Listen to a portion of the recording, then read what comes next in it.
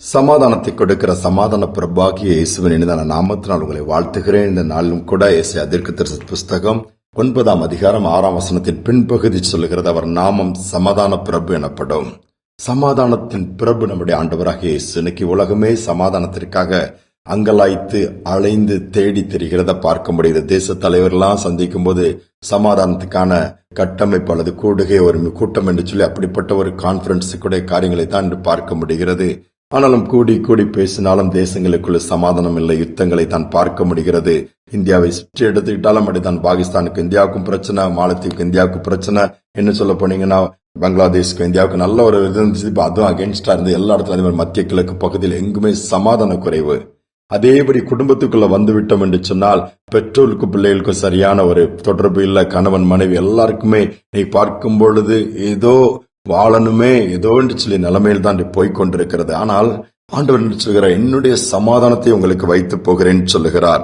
ஆனால் அநேகர் அந்த சமாதானத்தை கொடுக்கிறவர் யார் என்பதை அறிந்து கொள்ளாதனால்தான் சமாதானத்தை பெற்றுக் கொள்ள முடியாமல் அலைந்து தெரியாது. எங்க கிடைக்கும் நிம்மதியா இருக்கும், எங்கேயாவது போய் கொஞ்ச நேரம் உட்கார்ந்து வரலாமா, எங்கேயாவது போயிட்டு வரலாமா. காரணம், நிம்மதியை தேடுகிற கூட்டங்கள் இன்னைக்கு உலகம் எங்கும் நாளுக்கு நாள் பெருகிக் கொண்டிருக்கிறதை நாம் பார்க்க முடிகிறது. யோவானின் சுவிசேஷம் 14:27 சொல்கிறது, சமாதானத்தை உங்களுக்கு வைத்து போகிறேன், என்னுடைய சமாதானத்தையே உங்களுக்கு கொடுக்கிறேன், உலகம் கொடுக்கிற பிரகாரமா நான் உங்களுக்கு கொடுக்கறதில்லை, உங்கள் இருதயம் கலங்காண்டாம், பயப்பட வேண்டாம். ஏன்னா உலகம் கொடுக்கறதெல்லாம் கொஞ்ச நேரம் தான். ஆண்டவர் கொடுக்கிற சமாதானம் எது இருக்குது இல்லையோ உங்களுக்குள்ள ஒரு நிம்மதி இருக்கும், ஒரு திருப்தி இருக்கும், ஒரு சந்தோஷம் இருக்கும். இதைதான் இன்னைக்கு ஆண்டவர் நமக்கு கொடுக்கிறார். இதற்காகத்தான் தன்னுடைய குமாரனை அனுப்பினார். இந்த சிந்தை நம்ம சிந்தைகள் எப்பொழுதுமே கூட இருக்கட்டும். இன்னைக்கு நம்முடைய வாழ்க்கை சற்று யோசித்து பார்ப்போம். நம்முடைய பிரச்சனையே இன்னைக்கு என்னன்னா, பொருட்கள் அது இருந்தா சந்தோஷமா இருக்கும், சமாதானம் இருக்கும். உலகத்தின் காரியங்களை பார்த்து அவைகளை பெற்றுக்கொண்டோமானால் நமக்கு நலமாக இருக்கும். இல்லவே இல்லை, வாய்ப்பே கிடையாது. ஒரு மனிதன் பஸ் ஸ்டாண்ட் ஓரமா உட்கார்ந்து இருக்கிறாரு. பார்க்கும்போது ஏதோ பிச்சை எடுக்கிறவர் போல அவருடைய தோற்றம் இருக்கிறது. அப்ப அங்க போகும்போது ஒரு ஆண்டவரை குறித்து சொல்லுகிற ஒரு மனுஷன் தான் அங்க போயிட்டு, எப்பா நீ இயேசுவை ஏத்திட்டீன்னா நல்ல ஒரு வீடு வந்துடும், இந்த மாதிரி பிளாட்ஃபார்ம்ல நீ இருக்க மாட்டா, எல்லாம் நல்ல வசதி வந்துடும், நல்லா நீ சந்தோஷம், நல்ல ட்ரெஸ் போட்டு நல்ல ஆகாரம் கிடைக்கும், அந்த ஷெல்டர் எல்லாம் கிடைச்சிரும், நீ ஏப்பா அங்க உட்கார்ந்துட்டு இருக்கிறான்னுதான் அந்த மனுஷன் சொன்னாரா, எனக்கு அந்த இயேசு வேண்டாம் அப்படின்னாரா. ஏப்பா அப்படி சொல்றா அப்படின்னு போது, ஊர்ல அந்த பகுதியில் அந்த எண்ட், அந்த ஸ்ட்ரீட்ல அந்த எண்ட்ல போய் இதுல ரைட் திரும்பி பாரு, லெப்ட் திரும்பி பாரு, பெரிய பெரிய பங்களா இருக்கும், வீடுகள் இருக்கும், தெரியும்.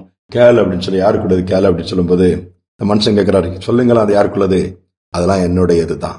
எனக்கு கார் இருக்குது, பங்களா இருக்குது, பிள்ளைகள் இருக்கிறாங்க, தோட்டங்கள் இருக்குது, துறவு இருக்குது, எல்லாமே இருக்குது. நிம்மதி இல்லையா, சமாதானம் இல்ல. அதனால இந்த ஓரமா அங்க வந்து உட்கார்ந்துட்டு இருக்கிறேன். நீ சொல்ற இயேசு எனக்கு சமாதானம் கொடுப்பாருன்னா சொல்லு, நான் அவரை பின்பற்றுறேன், அவரை பிடிச்சுக்கிறேன், அவர் எனக்கு வேணும்னு சொல்றேன். கார் கொடுப்பாரு, பணம் கொடுப்பாரு, வேலை கொடுப்பாரு, அதை பண்ணி கொடுப்பாரு, இதை பண்ணி கொடுப்பாருன்னு எனக்கு வேண்டவே வேண்டாம். அது என் திறமையினால நான் ஏற்கனவே எல்லாமே ரெடி பண்ணிட்டேன், வச்சிருக்கிறேன் அப்படின்னாராம். எத்தனை உண்மை! இன்னைக்கு நினைக்கிறோம் நாம் இவைகளை பெற்றுக்கொண்டால், அல்லது இந்த ஒரு சிகரத்தை எட்டிவிட்டால், இந்த ஒரு காரியத்தை செய்து விட்டால் பீஸ்ஃபுல்லா இருந்துருவோம்ப்பா, நிம்மதியா இருந்துருவோம்ப்பா, என் காரியம் அதுக்கு பிறகு நான் எதை குறிச்சு கவலைப்பட மாட்டேன், எல்லாம் செட்டில் நினைக்கிறோம். நெவர். அது ஒரு நாள் நடக்க போறதில்லை. நம்முடைய வாழ்க்கை அதுக்கு சொல்லுமே. வாழ்க்கையில் அநேக பகுதியை நாம் பார்த்திருப்போமே. இன்னைக்கு ஒருவேளை அப்படிப்பட்ட ஒரு எண்ணத்தோடு ஓடுவீங்கன்னா ஒரு நிமிஷம் நின்று, ஆண்டவரே அது எனக்கு சமாதானத்தை கொடுக்காதுப்பா, நீங்க எங்களுக்குள்ள வாங்க, சமாதானத்தை கொடுங்கன்னு சொல்லி கேளுங்க. சமாதானம் வந்துடும். சமாதானம் உள்ள வந்துருச்சுனாலே மன அழுத்தம்னு ஒன்னு சொல்றாங்களே எல்லாரும், அது முற்றிலுமா மறைஞ்சிரும். அதோடு மன பாரம் இருக்காது, எதிர்காலத்தை குறிச்சு பயம் இருக்காது, ஒரு திருப்தி இருக்கும். இருக்கிறது போதுங்கிற நிலைமைக்கு நம்ம வந்துருவோம். ஆசைப்பட மாட்டோம், பணம் பணம் ஓட மாட்டோம், பதவி புகழ் ஓட மாட்டோம். இயேசுவே நீர் போதும், இம்மையிலும் நீர், மறுமையிலும் நீர், உண்மை இல்லாமல் எனக்கு வேற யாருப்பா, வேற ஒண்ணு வேண்டாம் என்று சொல்லி தொடர்ந்து ஓட ஆரம்பிச்சிருவோம். ஆண்டவருக்குரிய காரியங்களை தேட ஆரம்பிச்சிருவோம். ராஜ்யத்துக்குரிய காரியங்களை சிந்திக்க ஆரம்பிச்சிருவோம், செயல்பட ஆரம்பிச்சிருவோம். இன்னைக்கு ஒரு தீர்மானம் எடுப்போமா? நம்ம எதற்கு பிரியாரிட்டி கொடுக்கிறோம்? நம்முடைய இருதயத்துல சமாதானம் இருக்குதா? நம்முடைய கூடாரத்துல சமாதானம் இருக்குதா? குடும்பங்களுக்குள்ள சந்தோஷம் சமாதானம் இருக்குதா?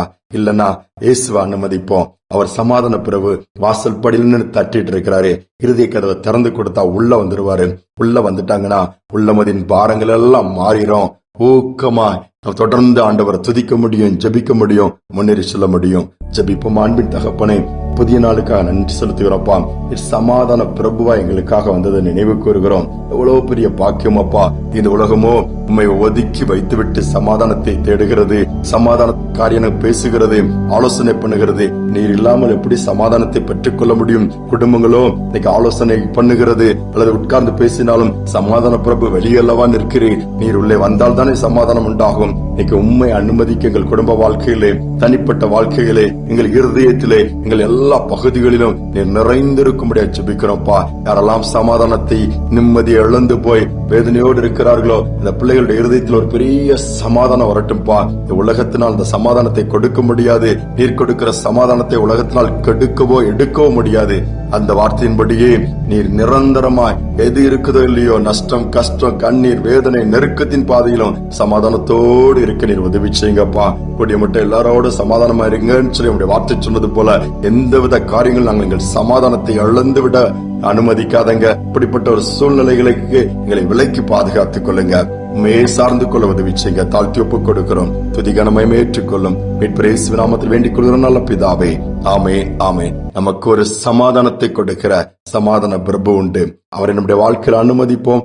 சமாதானத்தோடு தொடர்ந்து வாழ்ந்து ஆண்டவரை மகிமைப்படுத்துவோம். இந்த சிந்தனையோடு இந்த நாளை தொடருவோம். மீண்டும் நாளை தினம் சந்திப்போம்.